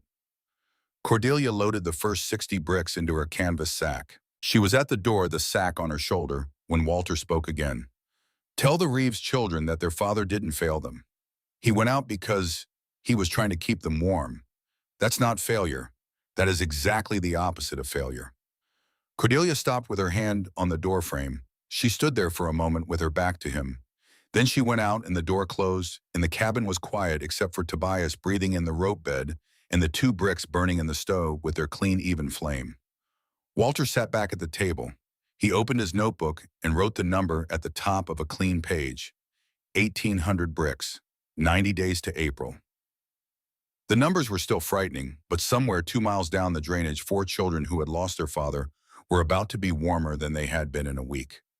He closed the notebook. He fed 2 more bricks to the stove. Outside, October moved toward November, like something that had made its decision and was not going to be argued with. December came like a door closing in another room, quiet and final, and impossible to reopen from the outside. Not the violent arrival of October, not the storm and the sudden drop and the cracking of the trees. Something quieter and more permanent. The temperature went below 0 on the 4th day of the month and stayed there as though it had found something it was looking for and intended to remain. The sky flattened to a uniform gray that did not change from dawn to dusk, a ceiling that absorbed whatever light the short winter days provided and returned nothing. The snow that had fallen in October did not melt. The November snow built on top of it. The December snow built on top of that. The drifts against the north wall of the cabin had reached the eaves and settled there, a solid white geography that had stopped being weather and become terrain. Walter had settled into the rhythms of survival, the way a man settles into any long, difficult work. Not with acceptance exactly, not with peace, but with the particular steadiness that arrives when the alternatives have been removed and the only thing left is to continue, and continuing requires a rhythm, and rhythm requires not thinking too much about the distance remaining. Wake before the light, feed the stove, check Tobias, climb to the loft and carry down 20 bricks, stacking them beside the stove where they would stay dry and within reach in the dark hours of the night. Eat what was available, which varied in quality and quantity, but had not yet failed to be something. The elk broth that Cordelia had sent up at the end of October, made from bones that she had smoked and sealed in a clay pot. Hard biscuits from the last of the flour, dense and reliable, if not pleasant. Dried apples that tasted like paper, but contained something the body needed that the broth and biscuits alone did not provide. Feed the stove again. Read the thermometer through the window. Tend to Tobias. Feed the stove again. Sleep in intervals of 2 hours, waking when the cold crept back into the room and the fire needed tending. Repeat. The bricks burned. That was the thing Walter came back to every morning when the numbers frightened him and the gray sky pressed down and the cold found the places in the chestnut walls he had not properly sealed. The bricks burned clean and hot and steady day after day, week after week, leaving almost nothing behind, asking nothing from him except that he place them in the fire and keep the drawer open. Eli Voss had built something that worked, and it kept working through everything October and November had sent. And in the arithmetic of a Shenandoah winter, that simple, consistent fact was not a small thing. In the darkest hours, when the cold was at its worst and the cabin temperature fell toward its lower limit, despite his best efforts, it was the only thing. But on December 15th, Walter ran the calculation he had been postponing for 2 weeks. He sat at the small table with his notebook and the stub of a candle, and Tobias asleep in the rope bed, and he wrote the numbers without wishing in his favor, without assuming a best case, without the small mercies that tired men give themselves when the truth is difficult. 1,400 bricks remaining, 85 days until the 1st of April. At his current rate of consumption, which had increased as December's cold proved deeper and more sustained than November's, he would exhaust his supply in the second week of February. 6 weeks before spring. He sat with that number for a long time without moving. He had done everything right. He had found the bricks and understood them and tested them carefully before the cold came. He had chinked the walls and dried the deadfall and brought Dottie's knowledge back from Luray and applied it. He had given away 200 bricks to save the Reeves children, and he did not regret that and would not, because it had been the right thing, and right things do not become wrong because they are costly. He had stretched the fuel as far as it would stretch without breaking the fundamental requirement of keeping a child alive. And it was not enough. The mathematics were clear and final and did not offer interpretation. He was going to run out of fuel 6 weeks before the valley thawed alone in a cabin with an infant in a winter that had shown no sign of releasing its hold before it was fully satisfied. Walter closed the notebook. He looked at the stove. 2 bricks burning with the same blue-yellow flame they had produced every day since October. Indifferent and reliable, producing heat that was keeping him alive with the same patient consistency as if they had any interest in whether he lived. He looked at the loft above him, where the remaining rows waited in the dark. He looked at Tobias, 9 months old now, sleeping with the complete unconscious trust of an infant who has no concept that the world could fail to be warm. He thought about Eli Voss sitting somewhere in this same room on some winter night in some year before Walter had arrived in Virginia, looking at his own numbers. Had Eli run this calculation? Had he sat at this same table and understood that even 3,000 bricks had a bottom, that even the most thorough preparation had a limit, that a man alone could not always prepare enough for everything? Had he felt the particular quality of this specific moment, the moment when the arithmetic says the plan is not going to hold? Walter did not know. He knew only that Eli had kept making bricks anyway, had kept climbing the ladder and stacking them in their careful rows, had kept working at the problem even when the problem could not be fully solved because the alternative to working at it was surrendering to it, and Eli Voss had apparently been constitutionally incapable of surrender. He opened the notebook again and began to think about what he had not yet tried. He burned less. It was the only variable still within his control. He could not produce more bricks. The press and the pitch and the sawdust were all at the Luray mill 10 miles away. He could not reduce the temperature outside the walls. He could not make Tobias need less warmth, but he could reduce his own tolerance and find out what the cabin could sustain at a lower burn rate, 40 degrees instead of 50. He tested it over 3 days, wearing every layer he owned, pacing when he was not feeding Tobias, or tending the stove, sleeping in his coat with the extra blanket wrapped around his boots. His hands ached at the joints from the cold, the old ache from Pittsburgh winters in the plant yard that he recognized and knew was not dangerous, just persistent and wearing. Tobias bundled in everything Walter owned that could be arranged around a child, slept through most of it. The burn rate dropped by a third. He also remembered the deadfall. He had stacked the branches along the east wall in September and then largely forgotten them as the bricks took over the work of heating the cabin. By December, they had been inside for 3 months, sheltered from rain and snow, drying in the ambient warmth of a heated space.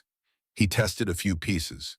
They burned poorly compared to the bricks, producing more smoke and less sustained heat, but they burned. Mixed in at a ratio of 1 piece of deadfall for every 2 bricks, they extended the fuel without producing the chimney buildup he had been warned about. The pitch in the bricks was apparently sufficient to keep the pipe clean, even with the additional organic material mixed in. He ran the numbers on December 19th. With reduced temperature target and deadfall supplementation, he had fuel to approximately March 15th, still 2 weeks short of certain safety, but 2 weeks shorter than 6 weeks, and 2 weeks was a distance that a late winter warming trend could bridge. Cordelia had told him in October that February sometimes broke early, that the valley occasionally got a thaw in late February or early March that made the back end of winter manageable. Not always, not reliably, but sometimes. He was no longer certain he would die. He was no longer certain he would live. He was somewhere in the territory between those two conclusions, which was a better territory than where he had been 4 days earlier. Then he discovered what Eli had actually built.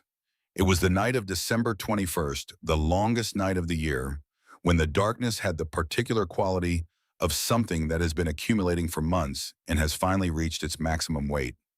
The cold had dropped to 35 below and the cabin temperature fell, despite the fire falling through 40 degrees, and toward 35, toward the edge of what was safe for a child, regardless of what it cost in fuel. Walter fed the stove faster, burning through his ration supply, watching the temperature stabilize, and then begin to fall again as the cold pressed through the walls with renewed determination. At 2 in the morning, he made a decision. He carried Tobias up the ladder and into the loft. His reasoning was desperate and simple. The loft was a smaller space, and smaller spaces held heat. And the loft was full of bricks, over 1,000 of them, still in their rows, and if nothing else, they were mass, and mass had thermal properties even without burning. He wedged himself into the space between 2 rows of stacked bricks near the center of the loft arranged. Tobias against his chest, pulled his coat around them both and waited to see whether this had been a good decision or a desperate one. What he felt over the next half hour changed everything. The bricks were warm, not the heat of combustion, not anything that would qualify as warmth in an ordinary context, but genuinely measurably warm the way a fieldstone wall holds warmth in the afternoon after a day of sun, the slow, patient release of stored thermal energy. He pressed his palm flat against the face of the nearest stack and held it there. The warmth was real and steady, radiating outward at a rate that was small but consistent and in the aggregate enormous. 1,400 bricks, each weighing 3 pounds. 4,200 pounds of dense, compressed material that had been sitting in a heated space since October, absorbing heat from the cabin air every time the stove burned hot, and the temperature rose, storing it in the thermal mass of Eli's specific ratio of sawdust and pitch, slowly releasing it when the cabin cooled. The loft was not a fuel storage space with thermal mass as an accidental property. It was a thermal battery designed to be one. Walter understood it all at once, the way you understand a mechanism when you finally see the whole of it rather than the pieces. During warm periods when the stove ran hot and the cabin reached 55 or 60 degrees, the bricks absorbed the excess heat and held it. During cold periods when the stove ran low and the temperature dropped, the bricks released that stored energy back into the space. The system buffered the extremes. It turned the inevitable variation in fire management, the variation produced by sleep and distraction, and the basic impossibility of maintaining perfect consistency, into something the cabin could absorb and compensate for. And it was not an accident. A man who had spent 7 years working out the burn chemistry of compressed sawdust, who had understood the thermal properties of pine pitch, for there were formal terms for what he understood, who had chosen compression ratios and mold dimensions and pitch concentrations with the precision that Dottie's description implied. That man had known exactly what 3,000 bricks in a loft above a heated cabin would do to the thermal behavior of the space below. He had designed it. The bricks were fuel and they were insulation and they were thermal mass. The loft was storage and buffer and emergency sleeping space. The stove was the heat source and the mechanism by which the thermal battery was charged. The cabin was not a shelter with a fuel supply stored overhead. It was a single integrated machine for surviving winter, every element serving multiple purposes simultaneously, every component chosen with the knowledge of how it would interact with every other component. Eli Voss had not spent 20 years making sawdust bricks. He had spent 20 years building a machine. Walter lay in the loft in the dark with Tobias breathing against his chest and the stored warmth of 20 years of a man's patient work radiating through the blankets. And he felt something open in the center of his chest that had not opened since before the plant closed, before Margaret, before Robert, before all of it. The specific awe of a craftsman encountering work that is genuinely better than anything he could have produced himself. It was a long time before he slept. On Christmas morning, the thermometer read 8 degrees above zero. Walter checked it 3 times standing on the porch in the thin early light, reading the mercury carefully each time, and getting the same answer. 8 above. After 2 months of readings that had seemed to be competing for how far below zero they could reach, 8 above felt like a misreading, an error in the instrument, a dream. He stood on the porch without his coat, which was reckless, and he knew it and did not care for the moment, and tilted his face toward the pale winter sun that had appeared for the first time in what felt like weeks, and was in fact weeks. He held Tobias against his chest, and the boy looked at the brightness with the wide, unfiltered attention of a child for whom everything is still the first time. He stood there for a long time. He did not cry. He was not a man who came to crying easily, and 2 months alone in a cabin in a hard winter had not changed that about him. But something in him went very quiet, the specific quiet of machinery that has been running under load for a long time and suddenly finds the load reduce, the parts no longer straining against each other, turning freely in the way they were built to turn. He recalculated with the new burn rate, 1,300 bricks, 92 days to April. At the rate he was now burning, with the thermal mass effect fully accounted for, in the deadfall supplement and the lower temperature target, he had fuel to spare. He was going to make it, not comfortably. Any of several things could still change the arithmetic.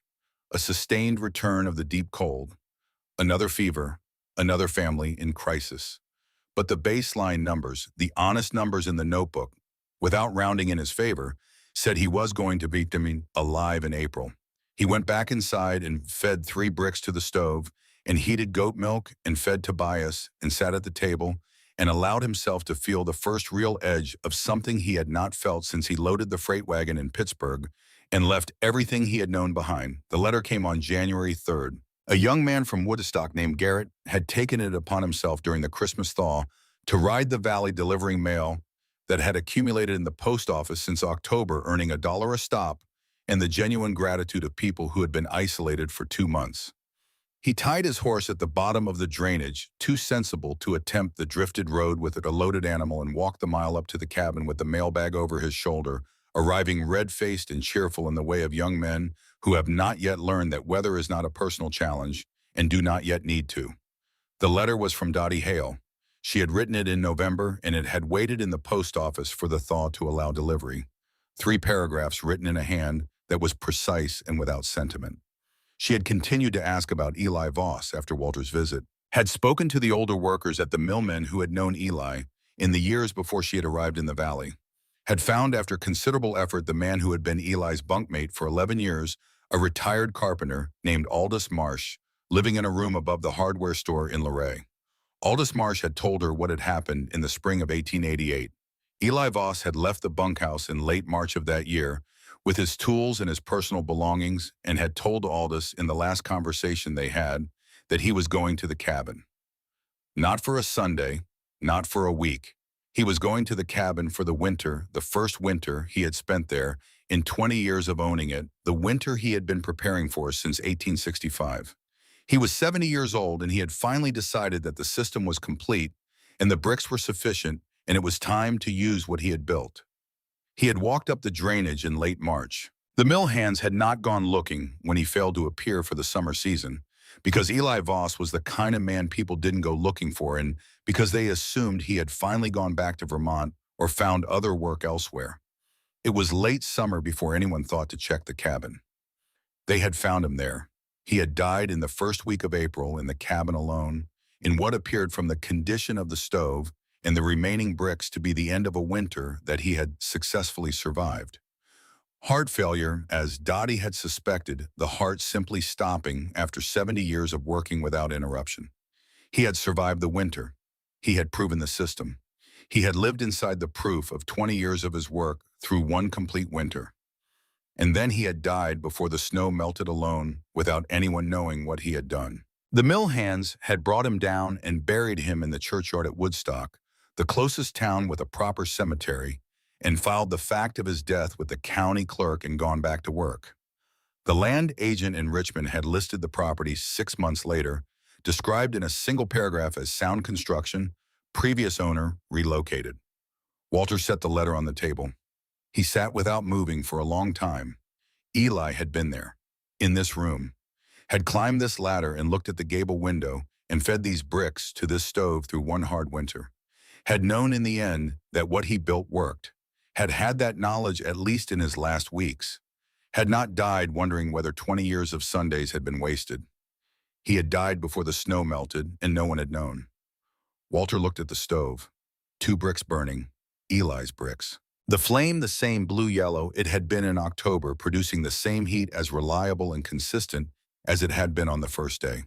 Still working, still doing exactly what Eli had spent 20 years designing it to do, long after the man who designed it was gone for a man Eli had never met, keeping alive a child Eli had never known existed.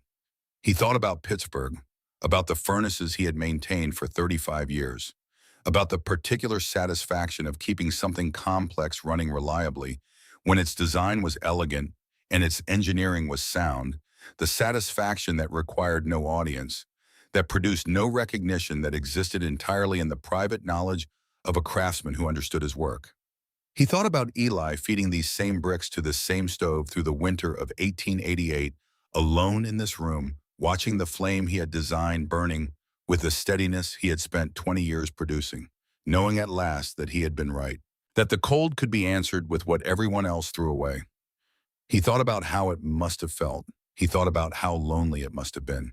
"You made it," Walter said to the room, to the stove, to the bricks burning in it, to the man who had built them and would never hear this. He said it quietly, the way a man speaks to someone who cannot hear him, but who deserves to be spoken to anyway. "You were right, old man. You made it." Harlan Delray came on January 8th. He came on foot, the road still too drifted for reliable riding, walking the 4 miles from Woodstock, in heavy boots and a wool coat that had ice on it by the time he reached the cabin. He knocked, which was not the custom when the cold was serious, but which said something about what he had come to do and wanted to do correctly. Walter opened the door. They stood looking at each other in the cold January light, the smoke rising from the chimney above them. Tobias visible in his rope bed behind Walter, the stove burning with its quiet orange glow. Delray took off his hat. He was not a man who removed his hat easily or without calculation. Some men use their hats the way other men use the distance they keep between themselves and what they might have to acknowledge. Delray's hat coming off was the whole of what he had come to say condensed into one gesture. "I came to apologize," he said. Walter said nothing. He waited. "I told you that cabin would kill you. I told you the bricks were garbage, and Eli Voss was a fool who had wasted 20 years of his life on something that didn't work. I said all of that with the confidence of a man who believed he understood this valley completely." Delray looked past Walter at the stove, at the brick burning in it. "I was wrong about all of it." "Why did you say it?" Walter said. Delray was quiet for a moment. "Because I wanted your land. I had a buyer and the deal fell apart when you arrived, and I decided you were going to fail at this, and I told myself I was being honest with you, when the truth is I wanted it to be true. I needed you to fail so that my version of things was correct." He held Walter's gaze steadily, the way a man looks at another man when he is saying something he has decided to say regardless of the response. That is not a good reason to tell a man he is going to die. Walter looked at him for a moment. Then he stepped back from the door. "Come in," he said. "It's warm." Delray came in and stood by the stove and held his hands over it and did not speak for a while. He watched a brick burn down through its final quarter, watched it collapse into its small, clean pile of ash, watched Walter sweep the ash out and set 2 fresh bricks with the efficient, unhurried movements of a man who has done this particular task 10,000 times. "I have been thinking," Delray said. Walter waited. "I have a mill, not as large as Luray, but serviceable, with a screw press that could be adapted for brick production at scale. I have sawdust that I have been burning in the wigwam since 1871 because I had no use for it and no better way to be rid of it. I have pitch available throughout the valley at no cost." He paused. "And I have been watching this valley lose people to winter for 20 years. The Reeves family this year. 2 families the winter before. Every year someone runs out of wood before the cold runs out of winter, and every year it costs what it costs, and people tell themselves that next year they will prepare better." He looked at Walter. "If you teach me Voss's process, the ratios and the temperatures and everything, Dottie Hale told you, and everything you've learned since October. I will produce bricks at my mill and distribute them to every family in this valley that needs them. Free of charge. No cost. He said it plainly without the manner of a man making a generous gesture. More like a man reading from a list he has already agreed to. I have enough sawdust to supply this valley for 50 years. Walter looked at him. He thought about Eli in the spring of 1872 carrying 3 bricks to a man behind a counter and explaining what he had made. He thought about what had followed that. He thought about 16 years of silence and continued work about the particular kind of damage that a certain kind of betrayal does, the way it doesn't break a man but makes him smaller, makes him fold inward, makes him build for himself alone, because building for anyone else has proven too costly. He thought about what he wanted to do differently. I'll teach you everything, Walter said. Every ratio and every step and everything Dottie told me and everything I've figured out on my own since October. He paused. One condition. Delray waited. The bricks carry Eli Voss's name, not yours. Not mine. Every sack that goes out of that mill, every bundle, every load that goes to every family in this valley carries the name Vish's. The people burning those bricks know who built this. They know who spent 20 years working on a problem everyone else had decided was not worth solving. Delray was quiet for a moment. Then he nodded once with the slowness of a man making a commitment rather than agreeing to a transaction. Voss it is, he said. They sat at Eli's table for 2 hours after that, Walter explaining the process as Dottie had described it, and as he had observed it in the burning Delray, asking the questions of a practical man who was thinking about production and materials, in the logistics of distribution, both of them working on the problem with the seriousness it deserved. The stove burned clean between them.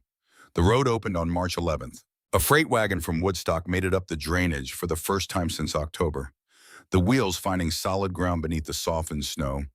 The horses working steadily in the cool March air that was cold, but not the killing cold, in the way of a season that has made its point and is beginning to release its grip.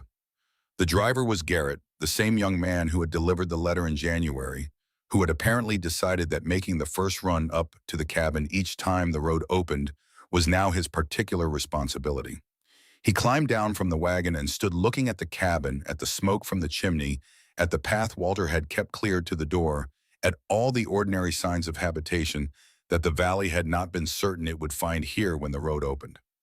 I heard about this all winter, Garrett said, in Woodstock and in Luray and in Harrisonburg, which is 40 miles from here, which tells you something about how fast a story like this travels.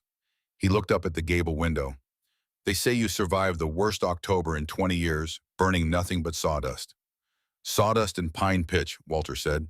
There's a method. It took one man 20 years to develop it properly. Can you teach it? I'm teaching everyone who wants to learn. Come back in April when the ground thaws, and we'll show you how to build a press.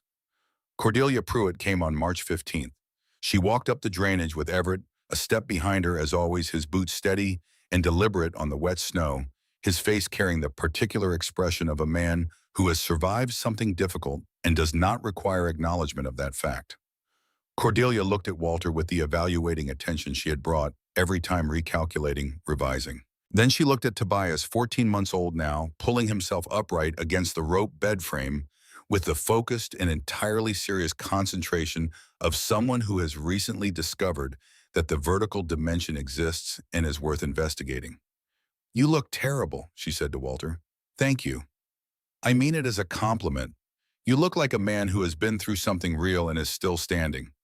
That is a specific kind of terrible, that is also a specific kind of fine. She handed him a cloth-wrapped package. Inside was a jar of preserved peaches put up in August, before the winter, before any of it. The color of the fruit through the glass was gold and amber, the color of a summer afternoon, summer sealed in a jar and carried through the hardest winter in 2 decades. Everett wanted you to have these, she said. Everett in the doorway nodded once without adjusting his expression, which was as close as he came to ceremony. Walter held the jar for a moment and looked at the color of the fruit inside it. I want to take you both somewhere, he said, before the valley starts filling up with people wanting to learn about the bricks. There's something that needs to be done first. The churchyard at Woodstock was beginning to show the first signs of the thaw, the ground soft at the surface, the grass visible again, in patches where the snow had thinned and receded. The markers stood at their various intervals across the sloping ground, the history of the valley recorded in the materials available, when each person died, ranging from proper cut limestone to rough-hewn planks to simple iron spikes driven into the ground. Eli Voss's marker was a piece of oak board that had been rough-planed and had the name and dates burned into it with a heated iron by someone who had done their best with what was available. 1818 to 1888. No other inscription. The board had spent one winter in the ground and was beginning to split along the grain. Walter stood before it for a long time. He had arranged the granite marker in Woodstock 2 weeks earlier, when the first courier from Luray had made it through, and Walter had been able to get a message to the stonecutter. It was simple as Eli's work had been simple. A rectangle of gray Virginia granite smooth-faced the letters cut clean and deep and intended to last. Eli Voss at 18 and 1888. He saw what others wasted. Cordelia read it standing beside him. He would have hated this, she said. Yes. He spent 20 years making sure no one knew what he was doing. You're making sure everyone does. Yes. She was quiet for a moment with the particular quality of a woman arriving at a conclusion she had not expected to arrive at. I think that's right, she said. I think that is exactly the right thing to do. Everett set the granite stone in the ground with the careful, practiced movements of a man who has done this work enough times to know how it is done properly, tamping the earth around the base in a way that would hold through frost and thaw, stepping back to look at the level of it, adjusting slightly, stepping back again. He nodded once at the result. Walter stood before the stone and thought about the man beneath it, who had understood something important and spent 20 years proving it without telling anyone, who had been betrayed once and paid the cost of it in the most private way possible, folding inward, continuing to work without the comfort of being believed or understood, who had died in the first week of April in the cabin he had made ready for exactly this purpose alone, having finally proven to himself what he had known since 1872. Who had never known that a man named Walter Cobb would arrive in August and find what he had left behind and burn it through the worst winter in a decade to keep himself and a child alive. Who had never known that those bricks would save 4 children whose father went out into the cold and did not come back. Who had never known that Harlan Delray would put his name on a supply shed and make his method available to every family in the Shenandoah Valley. Who had done the work anyway? You changed this valley, Walter said to the stone quietly, in the way a man speaks to someone who cannot hear him, but who deserves to be spoken to regardless. You built something that kept people warm after you were gone. You just didn't live to see it happen. He stood there a moment longer, with the March air on his face and the sound of the first birds of spring somewhere in the trees along the churchyard wall, and then he turned and walked back to the wagon where Tobias was bundled in blankets in the wagon bed, watching a crow on the churchyard wall, with the complete uncritical attention of a child who does not yet distinguish between what is worth watching and what is not. Tobias reached both arms up when Walter leaned over the wagon rail, both hands gripping Walter's coat at the shoulder with the absolute confidence of someone who has never once doubted that the arms reaching for him would be there. Walter lifted him and held him and walked back through the churchyard gate. By summer, the valley had changed. 21 families between Woodstock and Harrisonburg were stacking Voss bricks for the coming winter, the bundles arriving by wagon from Delray's mill, with the name on the canvas wrapping in black paint produced from sawdust that had been burning in the wigwam burner since before some of those families had arrived in the valley. Dottie Hale had ridden up from Luray in May and spent 3 days at the cabin with Walter, going through everything she knew about Eli's process and everything Walter had learned from running it through a winter, and then had gone back to Luray and begun training workers at the mill to produce bricks at the scale that Delray's operation required. She had also found in Eli's old bunkhouse locker 3 pages of handwriting in a small, cramped hand that she identified from its thoroughness and precision as Eli's. Notes on the process, ratios and temperatures and observations about burn behavior and chimney management, and the specific characteristics of pitch from different species of pine at different stages of drying. 20 years of refinement compressed into 3 pages written in the careful technical language of a man who understood what he was describing and wanted it understood by whoever came after. Dottie had copied the notes and sent the copy to Walter and kept the original for the mill. Harlan Del Rey had put the sign above the storage shed in June, climbing the ladder himself on a Thursday morning with a brush and a bucket of black paint while Garrett held the ladder steady. Voss Supply. He had also written a letter to the Harrisonburg paper describing the process and its origin, giving Eli Voss's name and history and the address of the mill where the bricks could be obtained, which had resulted in inquiries from 3 other valley counties, and 2 letters from mill owners asking about licensing the method for their own operations. Cordelia Pruitt had told her neighbors, and her neighbors had told theirs, and the method had moved down the valley and across into the next hollow, the way practical knowledge moves between people who have to survive the same conditions without ceremony from person to person, spreading because it was useful, and because being useful is the best argument anything can make for itself. Men who had spent their summers cutting timber began asking whether there might be a different way to approach the coming winter. Mill owners who had been disposing of sawdust as a problem began reconsidering what they were disposing of and why. The wigwam burner at the Luray mill still ran because there was still more sawdust than could be processed into bricks with the current equipment, but it ran less than it had, and Dottie had made it known at the mill that she expected that ratio to continue changing. On a morning in late August, Walter was sitting on the porch in the early light when Tobias pulled himself upright against the doorframe and took 3 deliberate steps across the porch boards. 3 steps. Then he sat down hard on the wood and looked up at Walter with an expression of complete astonishment, as though the fact of having moved through space under his own power was the most extraordinary development of his 14 months of existence, which it was. Walter watched him. He thought about the porch boards under his boots, which Eli Voss had laid from chestnut planks sometime in the 1870s, worn smooth in the center by 20 years of one man's daily weight. He thought about the loft ladder with its wooden pegs driven into the chestnut logs, the 3rd peg from the bottom, worn in the specific way a peg is worn by a hand that has gripped it 10,000 times in exactly the same way, going up with empty hands and coming down with bricks.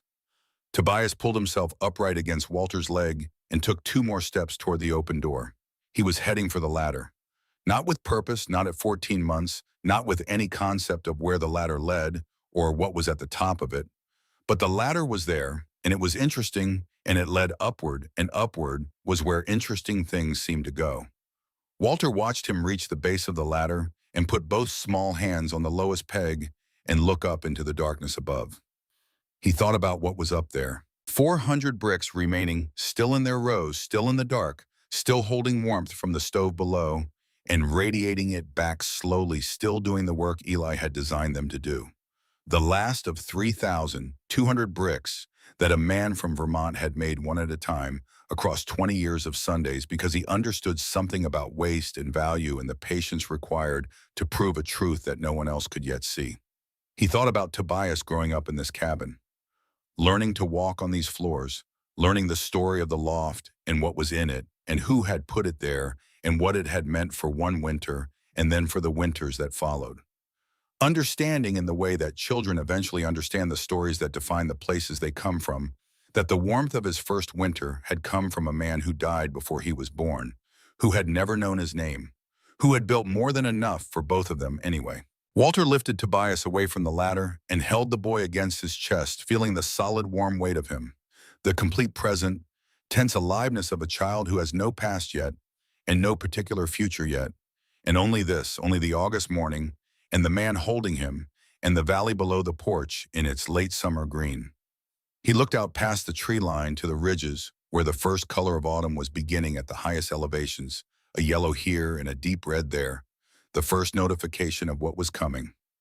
Another winter, the announcement that there would be another winterer. He was not afraid of it. He thought about Eli Voss, who had spent 20 years answering that announcement with patience and labor, and the willingness to look at what everyone else had looked at and called garbage and understand it as something else entirely. Who had done that work alone and in silence, not because he was incapable of sharing it, but because the one time he had tried it had cost him more than he could afford to pay again. Who had kept working anyway? Who had built a machine for surviving winter and then died in it after one winter in the spring before the snow melted? Walter thought about what it meant to leave something behind that outlasted you. Not a name on a public building, not fame or recognition or the particular satisfaction of being publicly proven correct. Just work. Real work done thoroughly and honestly, work that kept doing its job long after the man who built it was gone, keeping warm people who would never meet him, whose names he had never known, who owed him something they had no way to repay because he was already gone. That was enough. It had always been enough. It was the only kind of enough that lasted. Walter looked at Tobias. "You'll know his name," he said quietly. The boy looked up at him with the complete and equal attention he brought to everything: the crow on the fence, and the light through the leaves, and the man holding him, all of it equally worth seeing. The morning light moved in long, horizontal lines through the chestnut trees as the sun cleared the eastern ridge. Somewhere down the drainage, the woodpecker was working at its dead snag, the same steady, patient knock that Walter had heard on his first evening in this place, standing in the doorway with an empty woodpile and a crying infant, and no idea what was waiting for him in the dark above his head. He had arrived in August with nothing that mattered and found in a dark loft full of bricks that everyone said were worthless. Everything that had allowed him to stay. He had burned a dead man's work to keep his grandson alive through the worst winter in a decade. He had given that work away when it was needed and taught it to anyone who asked, and asked for nothing in return except that the man who had built it be remembered by the name he had been born with. And in the spring, when the wagons came up the drainage with their loads of Voss bricks for the families of the valley, Walter would stand in this doorway and watch them come and think about a man from Vermont who had looked at a mountain of waste and seen something worth 20 years of his life, and had been right completely and finally right in a way that he had not lived to see fully proven, but that the valley was proving every winter now and would go on proving for as long as winters came. Tobias pressed his palm flat against Walter's chest over his heart and left it there with the absolute certainty of a child who knows where warmth comes from and trusts it completely. Walter held his grandson and looked out over the Shenandoah Valley in its August light, the valley that Eli Voss had kept warm from beyond the grave, the valley that was preparing even now in the turning of the highest leaves for another winter, and that it would survive. The smoke rose from the chimney. The sun warmed the porch boards. Walter Cobb was exactly where he was supposed to be.